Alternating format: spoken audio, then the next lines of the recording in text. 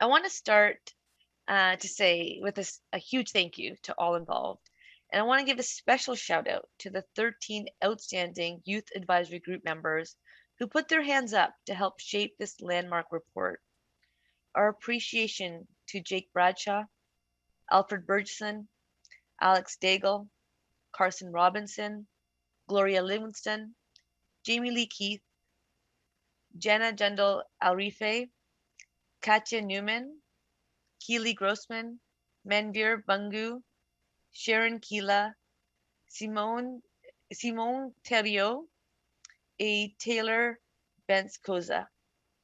Many young people, including youth on the advisory group and youth virtually with us today, face racism, discrimination, and intolerance.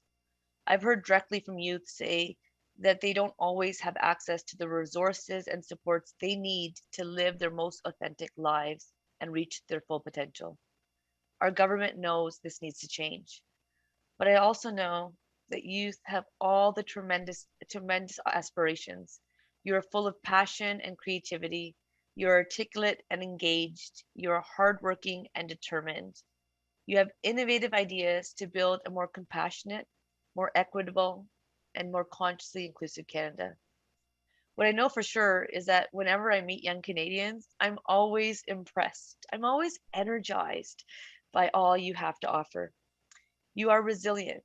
How you've handled these long months of lockdowns and restrictions with compassion and grace, even as you have struggled, is a testament to that, especially as you've also been dealing with the grief and anger of the Wet'suwet'en protests, the findings of hundreds of unmarked burial sites on former residential school grounds, and the increase in hatred and racism during the pandemic. Vous êtes courageux. Vous n'avez pas peur de vous battre pour ce que vous pensez être juste et de vous mettre en danger. You are true to yourselves. You are brave and vulnerable enough to share your unique identities and life experiences. And you, very rightly, want to be part of decisions that affect your lives. We have a lot to learn from you, and that is why Prime Minister Justin Trudeau often talks about youth as leaders of today and tomorrow. This report is a starting point. It gives us a snapshot into the hearts and minds of young people in Canada on issues that matter to you. It tells us how you are doing right now. It gives us a path forward by providing 28 recommendations for concrete action. Cet excellent outil nous permettra de continuer à vous écouter, à vous rendre hommage et à réfléchir aux réalités qui vous touchent, et ce, avec authenticité. And we will be repeating the process every 4 years so that we can keep up to date with how young people are doing, find out what you need, and continue to learn from you and to work with you and for you. En ce moment, nous entendons dire que vous voulez des données plus pertinentes et opportunes accès sur les jeunes. Vous voulez des moyens significatifs, durables et accessibles de vous engager. Et vous voulez des actions sur les questions qui vous importent. I promise you that my colleagues in government and I are listening. Dans les mois à venir, nous prendrons des mesures concernant les questions soulevées par les jeunes au Canada. In the coming months, we will be taking action on the issues raised by youth in Canada, because we know that when youth have meaningful opportunities to participate in decision making, policies and programs are simply better. We know that when we empower youth to have a say in our communities, our institutions, and our country, we are building a better and consciously more inclusive Canada. So let's keep the conversation going. Let's keep taking action. Let's keep working together. Thank you so much. Merci beaucoup. Adam, back to you. Thank you, Minister Chagger. It's so good to see you. Looking forward to seeing you in person sometime soon. It's been a long Zoom year for all of us, but this certainly has been a great opportunity to be together from coast to coast to coast today. It's now my pleasure to introduce my friend and colleague, Alfred Burgeson, to the co-chair of the Youth Advisory Group to share a few words. Over to you, Alfred. Awesome. Thank you, Parliamentary Secretary van Koeverden and Mr. Chagger for that Awesome welcome. I'm joining you all from Jabuktuk, also known as Halifax, in the land of Mi'kma'ki. So I was co-chair alongside Jake for the State of Youth Report and had a pleasure of working with the other advisory group members. It's incredible that we're finally here and we're super excited to present the State of the Youth Report to everyone. I'm going to spend a little bit of time covering two sections of this report and break down some of what we heard. But this report will be online and available to folks joining. So under the health and wellness domain, we had different themes that youth spoke to. And so, it was recognized that this was a hard year for everyone. However, folks who are marginalized, don't have access to healthcare, equity, and social determinants is a huge thing to explore. And mental health education is also something that youth want to focus on. Underneath the recommendations for health and wellness, folks want health and wellness education to youth and to educators as well. Folks want to address the systemic and equity issues within the health and healthcare system. And folks want to recognize the effect that COVID has had on youth and want to put attention to programs that will allow youth to heal truthfully from the year we just had. Under innovation, skills, and learning is another domain in this report. And underneath that, youth talk about access to technology, education, so alternative and experiential learning opportunities for youth in today's world. Folks talk about equity, so who is involved in innovation in our country and skills and who's leading it, who's designing it. Folks talk about mental health impact. And then in terms of skills, youth who are not enrolled in education are also interested in looking for ways to develop their skills, perhaps outside of traditional educational institutions. I can also say that there was quite a bit of emphasis on sort of having youth. I mentioned experiential learning, so having work integrated learning opportunities where youth can maybe start an enterprise or lead a community project and find ways to get credit for it, and to also earn money or pursue employment at the same time. So those are the two sections, just to give you a taste. Jake and Alex are going to share some more, but I will leave my time with a quote from cohort 3 member of the Youth Council, Halban, a good friend of mine. She recently made a tweet about youth in Canada that ended up getting over 90,000 likes and 20,000 retweets. And I think it's quite relevant for this conversation. And so Halban's tweet said, check in on 18 to 25-year-olds in your life. From working and researching youth employment during this pandemic, I've noticed that finding a place in the adult world is so difficult. The pressure of the early 20s, quarter life crisis, plus post-grad anxiety is real. The youth are going through it. So 95,000 likes, 20,000 retweets. So having this conversation about the state of youth is definitely timely, and I'm so glad we're finally here to present it to you all and to get folks attention on the state of youth in our country. And back to you, Adam. Merci Alfred, merci pour d'avoir partagé votre expérience avec nous et merci encore pour partager le tweet de Habon, nos amis. She is poignant and amazing, and I follow her and retweeted that as well, I believe. J'aimerais maintenant inviter et présenter Alex Daigle, membre du groupe consultatif de jeunes, à partager quelques mots. Alex, la parole à vous. Merci beaucoup. Et merci à la ministre Chagger et merci à vous, secrétaire parlementaire Van Koeverden. Et un grand merci à tous les membres du groupe jeunesse consultatif qui ont participé à l'écriture du rapport avec moi. Ça a vraiment été une expérience incroyable. Et honnêtement, ce fut vraiment un honneur de participer à l'écriture du rapport au nom des centaines de jeunes consultés, presque 1000 jeunes. Et je suis heureuse de vous partager plus de contexte sur les sections environnement et action climatique et leadership et impact. Alors, dans la section leadership et impact du rapport, les répondants insistent beaucoup sur l'accessibilité d'opportunités qui sont accessibles, donc des opportunités qui ne sont pas limitées aux personnes avec un certain degré d'éducation ou d'expérience antérieure.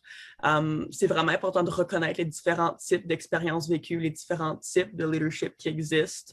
Par exemple, les personnes qui sont des leaders locaux dans leur propre communauté, qui ne sont pas des leaders à grande échelle. Bon, ce leadership-là doit être reconnu et ces opportunités-là doivent être disponibles pour ces personnes-là qui ont des impacts dans leur communauté et doivent être reconnues également. Un autre point très important sur les répondants, c'est sur les opportunités de leadership qui sont actuellement non rémunérées, qui ne sont pas accessibles pour les personnes à faible revenu, qui n'ont pas les moyens de donner leur temps bénévolement, qui limitent vraiment leurs accès à certaines occasions. Les occasions de leadership à tout niveau devraient être rémunérées et devraient être équitables pour que les rôles de leadership reflètent réellement la diversité des populations existantes au Canada.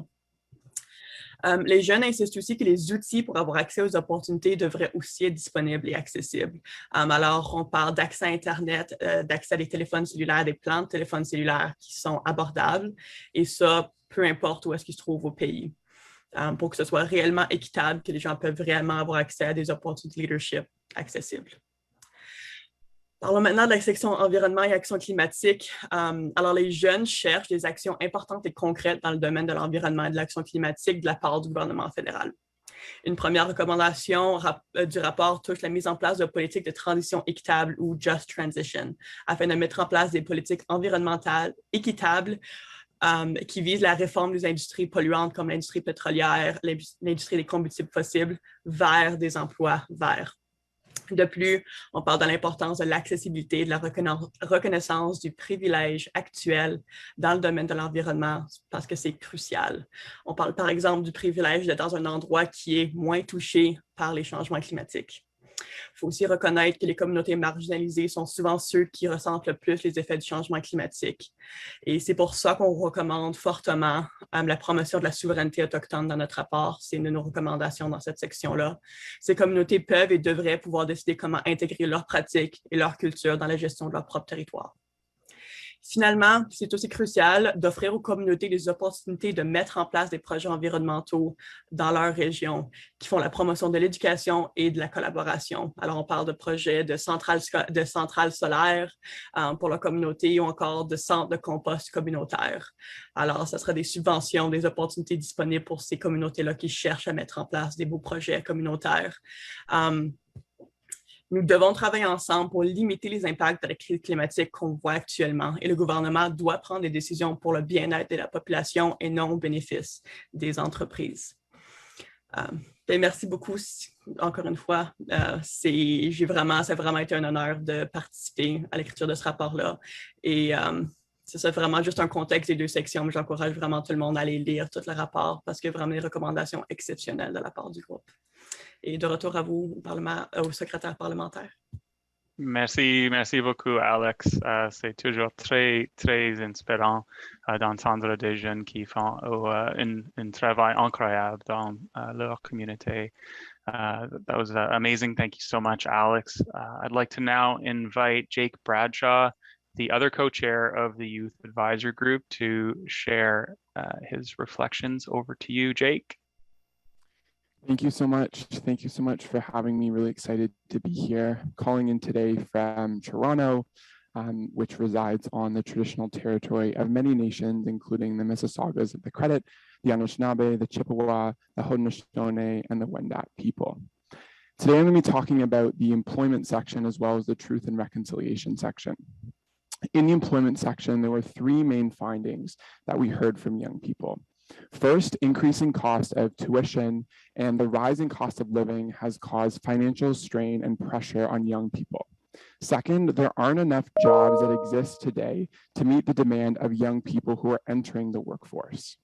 And third, young people are struggling to find jobs. They don't know where to look for these jobs, and there's inequitable access to job opportunities.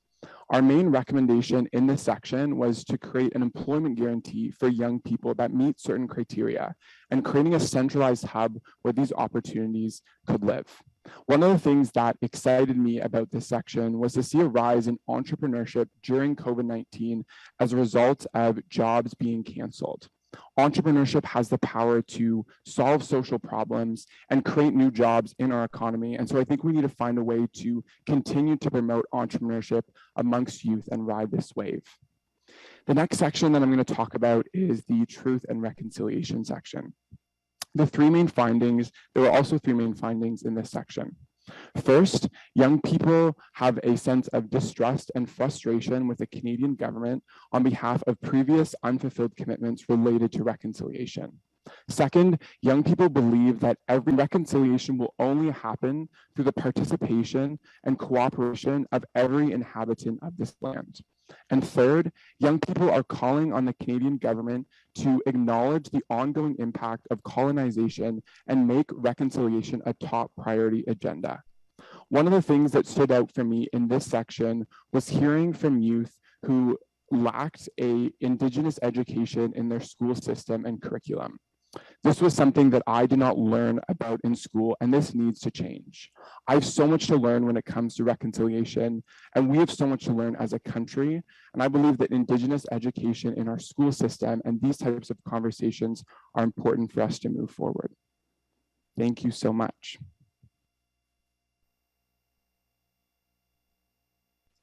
Thank you, Jake. I know that I speak for absolutely all of us when I say that the work that you have done and the work that has been done by all of the members of the Youth Advisory Group in putting this together is just exceptional. The report is exceptional, and we thank everyone here today for their work.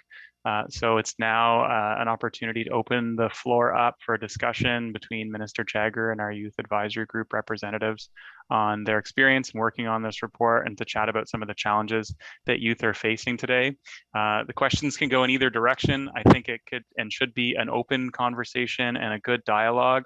Since I have the mic and it kind of is difficult to fumble back and forth, I'll just ask a general question and anybody can answer it. You know, I used to work in marketing, and we used to always talk about the necessity of an elevator pitch or that 3-second delivery. And if you could, you know, sum it up into sort of an elevator pitch, what would you say the sort of thesis of this report is, and what should Canadians take away from it? And that's a question for anybody. I mean, if I can take the floor and take this one first, if you don't mind. I mean, I think the pitch for me is I feel like we're often putting the burden on the youth of today to, well, what do you need? What do you want? You're the leader of tomorrow. And while that's true, like Minister Chagger said earlier, we are also the leaders of today. And if you want to hear what we have to say, this is it. Over almost 1,000 people participated in the consultations. Only youth wrote this report. I think this is the best tool that is currently available for the government and for the Canadian population to understand what youth are looking for. And I think the answer is now readily available, and let's look into it and put it in action. Brilliant. Merci, Alex. I don't want to guide this. This is your project, and I want to hear from you. And I want to pass it back over to Bardish. I'm really set on hearing from you guys and making sure that you've got the floor so that you can clearly articulate to Canadians the findings of this. But over to Bardish. Thanks, Adam, and merci, Alex. Vos commentaires étaient très bien reçus. You know, it's interesting because I got involved in politics when I was 13 years old, fighting for things that mattered to me. I didn't have a vote, but I did have a voice. And oftentimes there's young people who are involved. So would love to know what made you put your hand up? What was the experience like? And what would you say to other youth looking to get engaged or involved? Because sometimes I think we're trying to fit in, and I think we're hitting a spot where each individual can be their true authentic self. And it's not about fitting in, but actually developing policies that are inclusive so that every individual can be their true authentic self. So would love to know, why did you put up your hand up? Why did you put your hand up? because this is just adding to the burden of all you have to do. What have you gained out of it? Also feedback to the government and officials as to what we could do better, because we've never done anything like this. And then how do we, get more people involved, or should they get involved?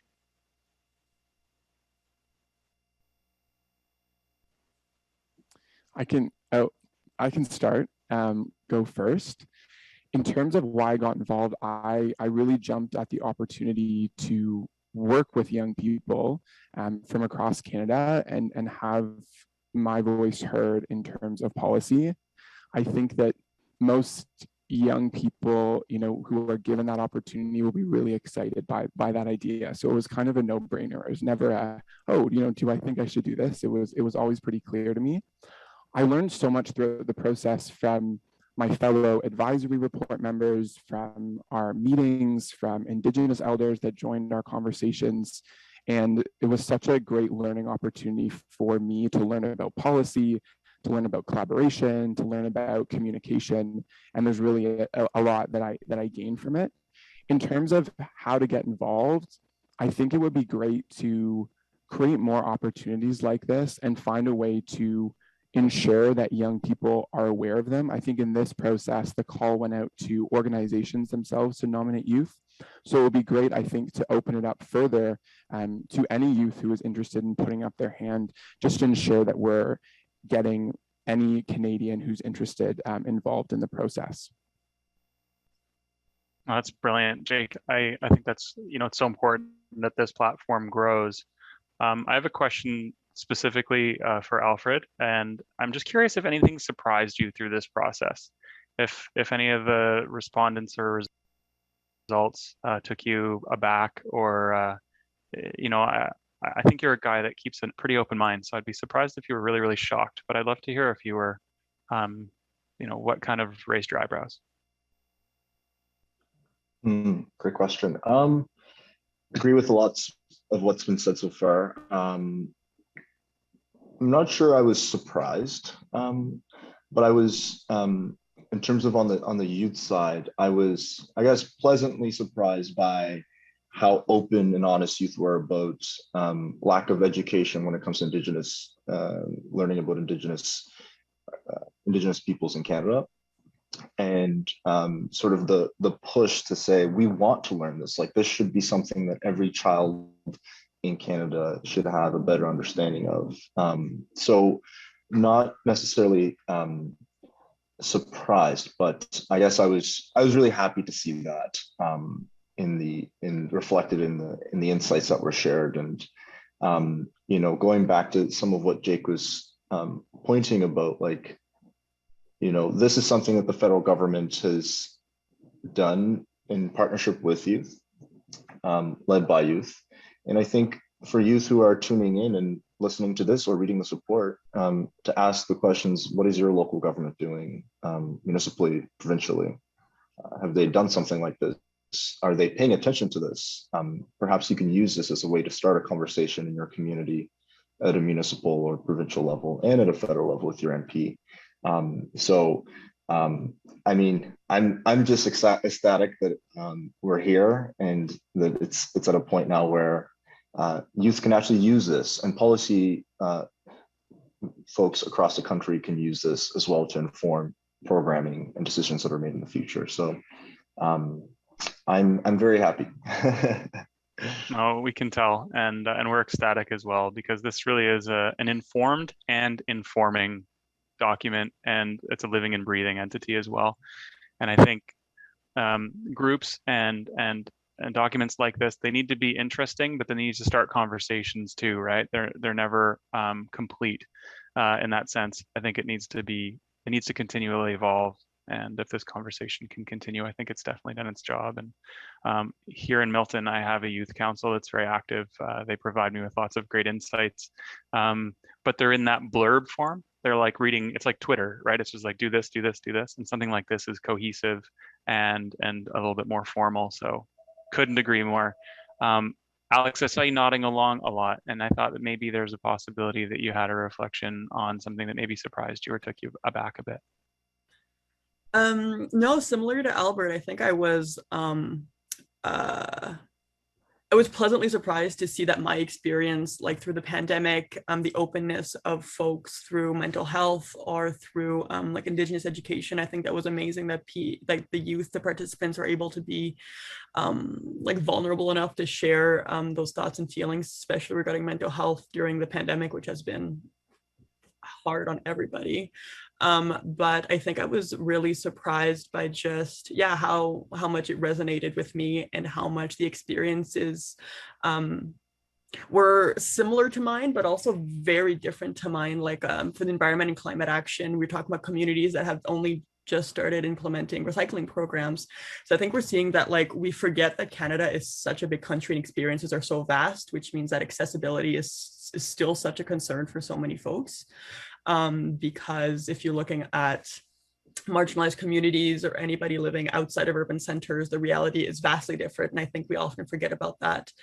So I think it was wonderful to see that while my experience has resonated and was visible in the report for youth all over the country, it was also a stark comparison to see that people are also living things very, very differently from me.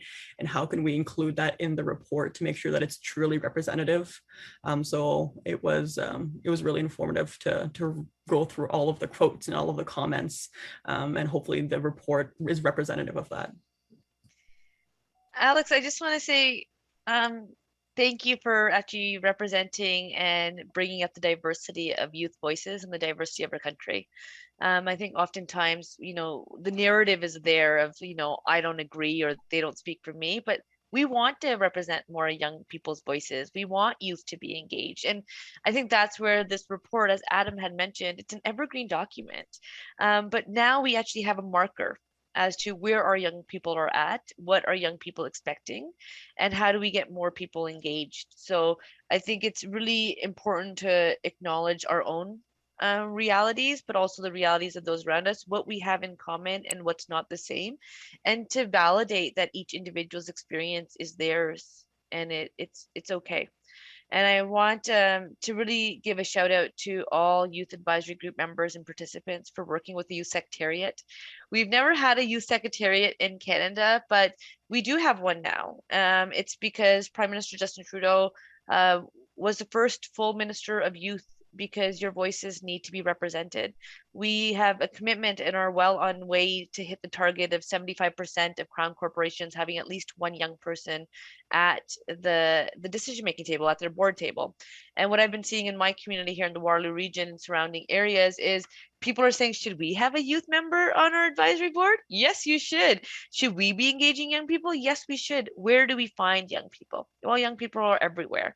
So what I would say to everyone listening today, please keep this conversation going. The Prime Minister's Youth Council also has been a key player in the development of this report. So engage with Youth Council members, engage with the Youth Secretariat. Let me and Adam and your elected officials know where we should be messaging and communicating to ensure that more young people can be engaged and involved. And you're getting to hear from 3 of the 13 voices of the Youth Advisory Group, but also Alfred sits on the Prime Minister's Youth Council. And I can say, and Alfred knows, that we have really good conversations and we learn so much. And council members came on to participate in one facet or another, and I think have actually had their horizons broadened. Donc, c'est vraiment un plaisir d'être votre voix au table du cabinet, la voix des jeunes et la diversité des voix de la jeunesse du Canada. S'il vous plaît, continuez à faire partie de la conversation et de nous laisser savoir comment nous pouvons vous representer meilleur, and how we actually build a more consciously inclusive Canada. And with that, before I pass it back to Adam, I hope everyone keeps well and safe. I know it's been a challenging time, but it was young people when the government was talking about socially distancing, that it was young people who said, no, we need to physically distance. We need to keep 6 feet apart, 2 meters apart, but we can be socially connected. It's young people who bridge the intergenerational gap by using technology. So please, as Alex also alluded to and the Prime Minister says, young people, not only the leaders of tomorrow, you are the leaders of today, and you have a government that wants to work with you and for you. And we're listening and hearing all you have to say. So never hesitate to instigate conversations or plant some ideas. so that we actually build the Canada that you are proud of and want to live in. So with that, keep well and safe. Adam, back to you. Thank you, Minister Chagger, and thank you, Alex and Alfred and Jake, for your reflections today. I want to thank everybody for joining us today. This report creates greater awareness of how youth are doing and highlights all of the opportunities and challenges faced by youth in Canada in their own words. I think that's the most important part. The Government of Canada would like to thank all of the young people from coast to coast to coast who participated in the creation of the State of the Youth report. Thank you again. Merci encore de vous être rejoint à nous et je vous souhaite à tous et à toutes une bonne journée.